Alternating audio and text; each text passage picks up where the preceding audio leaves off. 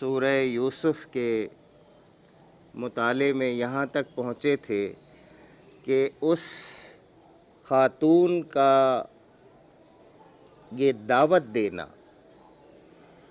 اس society کے اس عیب کو ظاہر کرتا ہے کہ وہاں ایک دوسرے کے ساتھ بے وفائی کا چلن عام ہے اور ایک دوسرے کے حقوق ادا نہ کرنا یہ عام ہے. اور آگے چل کے آپ کو معلوم ہوگا کہ یہ کوئی سچ معیوب بات بھی نہیں ہے. یہ کوئی ایسی بات بھی نہیں ہے کہ یہ کوئی بڑا عیب شمار ہوتی ہو. بس صرف اس بات کا تعین کرنا تھا، اس بات کا تعین ہو جائے کہ پہلی خواہش کس کی تھی، باقی ہو گیا، ٹھیک ہے، ہو گیا. ایک اور بات ہے، بہت عجیب سی بات ہے. آج کل میڈیا میں اور یہ جو ترقی پسند خواتین ہیں، خواتین کے حقوق کی جھوٹی دعوے دار ہیں. یہ بتاتی ہیں، یہ پڑھاتی ہیں، یہ سکھاتی ہیں کہ بہت سے کیسز تو رپورٹ نہیں ہوتے عورتوں پر ٹارچر کے، سیکشول ٹارچر کے بہت سے کیسز تو رپورٹ ہی نہیں ہوتے. کیوں؟ اپنی عزت پیاری ہوتی ہے، بتاتی نہیں ہیں، وہ خاموش رہ جاتی ہیں، خاموشی سے پی جاتی ہیں سیکشول ٹارچر کو. تو ایسا کرتے ہیں کہ اعلان کرتے ہیں کہ میرے ساتھ کیا ہوا تھا، اور پھر می ٹو کی ایک کیمپین چلا دیتے ہیں. مجھے دیکھا تھا گھور کے، مجھے یہ کیا تھا، مجھے چھوا تھا. یہاں جو بتایا جا رہا ہے کہ مصر کے جس شخص نے اسے خریدا، اس نے اپنی بیوی سے کہا اس کو اچھی طرح رکھنا، ہو سکتا ہے ہم اسے بیٹا بنا لیں. اس نے کیا کیا؟ وہ اس پر ڈورے ڈالنے لگی. یہ جو ڈورے ڈالنے کا یہ جمع میں ہے، یہ کئی ایونٹس ہوئے ہوں گے نا. حضرت یوسف علیہ السلام نے کسی ایونٹ کو بھی رجسٹر نہیں کیا، نہیں بتایا. کیوں؟ اپنی عزت پیاری تھی. وہ ماحول اور وہ معاشرہ ایسا تھا کہ ایک کمزور آدمی، ایک دبا ہوا آدمی، وہ جو غلام کے طور پر خریدا گیا ہو، اور وہ جو گھر میں ملازم کے طور پہ نوکر ہو، وہ اپنی مالکن کی یہ شکایت کیسے کر سکتا ہے کہ یہ مجھ پر ڈورے ڈال رہی ہے؟ یہ مجھے ڈورے ڈالنے کا مطلب سیکشول ہراسمنٹ ہے، یہ مجھے سیکشولی ہراس کر رہی ہے. آج اگر کوئی لڑکا، کوئی مرد یہ اعلان کرے تو کہ میرے ساتھ جو ہے وہ سیکشولی ہراس کیا گیا تھا فلاں زمانے میں، فلاں وقت میں، فلاں اس نے، تو سینکڑوں مرد نکل آئیں گے می ٹو کی مہم میں بتانے کے لیے کہ میرے ساتھ فلاں عورت نے یہ بات کی تھی. ایسے ہی اس وقت بھی معاشرہ تھا، ایسے ہی اس وقت بھی ماحول تھا، اور ایسے ہی آج بھی ماحول ہے. یہ بات بتائیے آپ ان عورتوں کو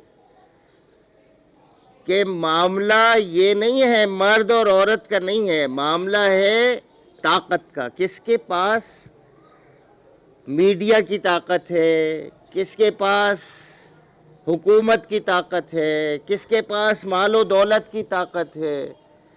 یہ جو طاقتیں جب جس کو حاصل ہوں، وہ مرد ہو یا عورت، وہ اپنی خواہش نفس کو پورا کرنے کی کوشش کرتا ہے بائی آل مینز. یہی ماحول تھا، یہی معاشرہ تھا. بہرحال آتے ہیں اس واقعے کے کلائمیکس کی طرف. در حقیقت وہ ہمارے چنے ہوئے بندوں میں سے تھا. آخر کار یوسف اور وہ آگے پیچھے دروازے کی طرف بھاگے. یہ بحث مباحثہ ہو گیا.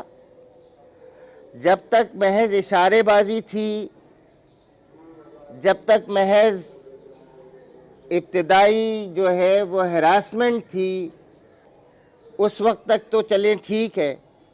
لیکن جب بالکل ہاتھ ہی ڈال دیا، پہلے زبانی بات چیت ہوئی، اس نے کہا کہ آ جا، سیدھی سیدھی بات کر دی. جیسے ہی اس نے کہا، آفر کیا، اس نے زبانی جواب دیا، نہیں اس طرح نہیں ہو سکتا، میرا رب اس نے مجھے جو عزت اور منزلت دی ہے اس کا تقاضا یہ ہے کہ میں اس طرح کا کوئی کام نہ کروں، یہ آپ مجھ سے اس بات کی توقع نہ کریں. بہت سادگی اور بہت سیدھے سبھاؤں کے ساتھ حضرت یوسف علیہ السلام نے بتا دیا کہ آپ مجھ سے یہ توقع نہ کریں، یہ کام میں نہیں کر سکتا، یہ نہیں ہو سکتا، بہتر ہے کہ ہم اسی طرح سے اپنے کام میں لگے رہیں اور آپ مجھے اس کام پر مجبور نہ کریں. لیکن اس کے اوپر تو وہ جنون طاری تھا جو بعض اس کی جس کمیوں کے، بعض ماحول کے اثرات کے زیر اثر اب اس کے اوپر آ گیا تھا. تو اس نے حضرت یوسف علیہ السلام پر حملہ کر دیا. آخر کار یوسف اور وہ آگے پیچھے، یعنی آگے یوسف علیہ السلام اور پیچھے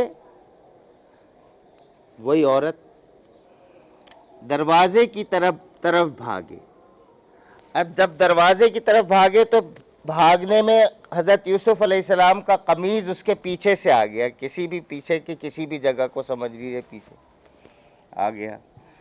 اس نے پیچھے سے یوسف علیہ السلام کا قمیض کھینچا تو وہ پھٹ گیا، پھاڑ دیا، کھینچنے سے پھٹ گیا. اور جب یہ دروازے تک پہنچے ہی ہیں حضرت یوسف علیہ السلام، تو دروازے پر دونوں نے اس کے شوہر کو موجود پایا. اب آپ تصور کریں کہ اس منظر کے بعد کیا حشر ہوگا، کیا حال ہوگا حضرت یوسف علیہ السلام کا، اور کیا رویہ ہوگا، کس طرح جسٹیفائی کرے گی وہ عورت اپنے اس عمل کو. آپ دیکھیں سامنے سین یہ ہے کہ وہ عزیز مصر دروازہ کھول کے کھڑا ہو گیا اور حضرت یوسف علیہ السلام ہیں، اور پیچھے زلیخا ہے، اور حضرت یوسف علیہ السلام کا قمیض پیچھے سے پھٹا ہوا ہے.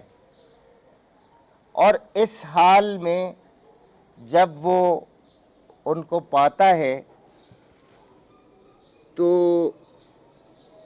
کیا مائنڈ میں ہوگا حضرت یوسف علیہ السلام کے، اور کیا ہوگا اس عورت کے، اور اس کا ذہن کیا ہوگا، یہ اپنے ذہن میں لائیے اور اس کے بعد دیکھیے کہ آگے ہوا کیا. جب دونوں نے شوہر کو موجود پایا، اب عورت کی آپ چال دیکھیے یہاں پہ کہ عورت نے بے ساختہ جو کہا اسے دیکھتے ہی کہنے لگی، کیا سزا ہے اس شخص کی جو تیری گھر والی پر نیت خراب کرے. ہمارے والد مرحوم کہتے تھے مجھے 3 چیزوں سے ڈر لگتا ہے: عورت، پاگل اور کتا. اس لیے کہ ان تینوں کا کوئی بھروسہ نہیں. یہ بات بالکل ابتدائی نوجوانی میں میرے والد نے مجھے بتائی تھی کہ ایک سڑک کے ایک کنارے آپ چل رہے ہو اور دوسرے کنارے پہ عورت چل رہی ہے تو اپنے آپ کو بچا کے، نظر بچا کے اس طرف سے چلو. کچھ پتہ نہیں کہ وہ عورت آواز لگا دے کہ اس لڑکے نے مجھے چھیڑا ہے اور سب تمہیں مارنے لگیں گے. یہ پہلا سبق تھا عورت کے بارے میں جو میرے والد نے مجھے دیا تھا. اور پھر پاگل کے بارے میں بھی ان کا کہنا یہی تھا کہ پاگل اگر تمہیں نظر آ گیا ہے تو اس سے بچو، اس لیے کہ اس کو تو کچھ پتہ نہیں کہ وہ کیا کر رہا ہے، وہ کوئی بھی پتھر کھینچ کے تمہیں مار دے گا. اور اسی طرح سے کتا ہے کہ اگر کہیں راستے میں کتا بیٹھا ہے تو اس سے بچ کے گزر جاؤ، دور سے ذرا سا ہٹ کے فاصلے سے رہو، ورنہ کوئی بھروسہ نہیں کس وقت وہ تمہیں جو ہے اچھل کے تمہارے ٹانگ کو پکڑ لے. تو اگر میرے والد نے یہ بات بتائی تھی، اس کے مجھے بہت فائدے ہوئے زندگی بھر اس کو سمجھنے کے. میں آج کی نشست کو یہیں پہ ختم کرتا ہوں اس دعوت کے ساتھ کہ آپ بھی ان باتوں پہ غور کیجئے گا کہ کس طرح سے ہم بعض چیزوں میں جو شر موجود ہے ان سے کس طرح سے اپنے آپ کو بچا سکتے ہیں. وآخر دعوانا ان الحمد للہ رب العالمین.